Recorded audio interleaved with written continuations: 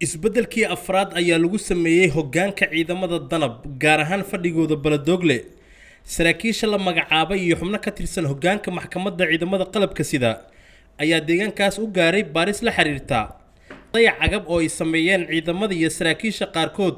si loo soo hubiyo cidii lagu helana dambigaas lagu qaado xeer ilaaliyaha guud ee ciidamada qalabka sida Buula Kamey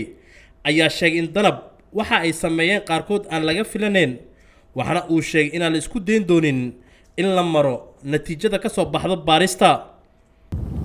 laakiin isla xisaabtan baa dhici doona hadalka intii si badneed waxa iga qaatay saraakiishii jananadii waxaan rabaa nuxurka inaan idin sheego la isku dayn maayo waxaas suurtagal ma ah ninkii hadeerba maaragta ku talagalay waxa fiican waxa aad hayso qarisay inaad iska keento wixii aad hayso ood qarisay waad aragtaan gudoomiyada maxkamadda jooga anigoo xeraaliya jooga baashu ciyaar waa dhaaftay waayo waxa inta qofku hadduu damiirkiisa uu xukumi waayo usha lagu xukumaa laakiin danab lagama filayn gudoomiyaha maxkamadda darajada koowaad ee ciidamada qalabka sida gaashaanle sare Xasan Cali Nuur Shuute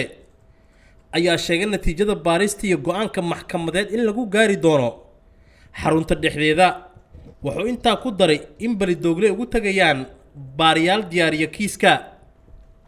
dambiye la yiraahdo dambiyada lidka ku ah shaqada iyo amaanada ciidanka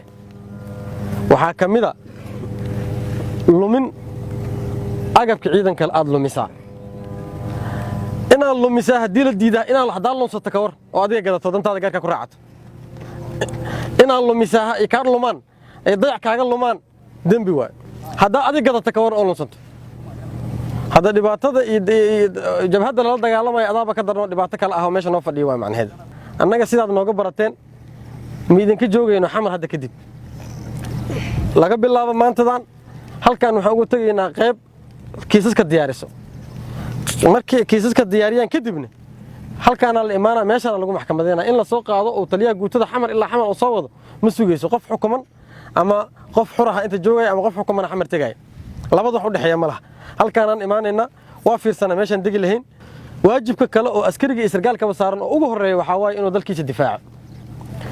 dalkiisa difaaco macnaheeda markii la soo koobano waxa waay inuu ilaaliyo sareynta sharciga inuu ilaaliyo saasay ku imaan kartaa dawlad wanaagsan iyo ciidan wanaagsan intaba Soomaaliya ama dalkeena dawlad ahaan uma burburina waxa u burburay ciidan ahaan u burburay sababtoo ah gacanta cid sharciga qalada gacanta qabaleed waa ciidamada haday ciidamada ayga wax qaldaan ka war yaa qabanay cid qabaysa malaha qalad qofkii wado oo ciidanku dhex jira inaad dacweysaan oo taliyaha idinka sareeyo u sheegtaan taliyaasha horimada iyo kooxaha hadda joogan waxaan kula dardaarmaynaa oo u soo sheegaynaa in askariga ka tirsan ciidanka laga qoraa daily report ma akhlaaqiisa muxuu yahay akhlaaqiisa ma fiican tahay qof xun iyo qof inay isku dhex jiraan isku lib qasnaadaan waa la kala baxay maanta wix ka dambeeyay deegaanka Baladogle waxa gaaray hoggaanka saadka gaadiidka iyo hubka iyo qubur kale kuwaas oo qayb ka noqon doona baaritaanka lagu sameynayo cutubyadan ka tirsan ciidamada danab ee halkaas fadhigoodu yahay Maxamed Mutawakkil Shabeelle TV Muqdisho